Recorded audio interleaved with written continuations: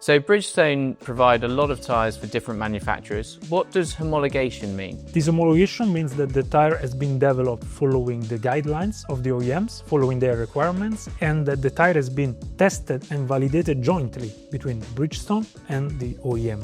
So one thing I've always wanted to know is how early does the manufacturer bring someone like Bridgestone in to that development program? Very early, of course, because when they are developing a new vehicle and they are starting from the virtual point of view by simulating their new chassis, they need reliable numbers and reliable data about the new vehicle, the new tires. So they come to Bridgestone and ask, what kind of stiffness do you expect for this kind of tire?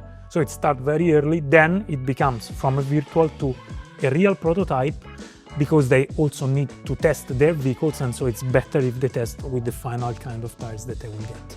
When they're developing, or when you're developing tyres with the manufacturers, what sort of things are the likes of BMW looking for? For example, BMW is very keen on dry handling, steering response, but also, of course, safety in general, so dry grip and wet grip. As I said before, many other things that we don't really see from outside, but for example, when you have mixed fitment, so different fitment front rear, it is important to have a constant difference of radius, because then with four-wheel driven cars they have to be in a certain range in order not to overload the differentials, for example. So there is something that somehow is very technical but very important for how the car is going to work. That's really interesting. So I know of cars, 4x4s for example, where people have put non-homologated tyres on, and then you have real issues with differentials and big costs potentially in a garage. Exactly.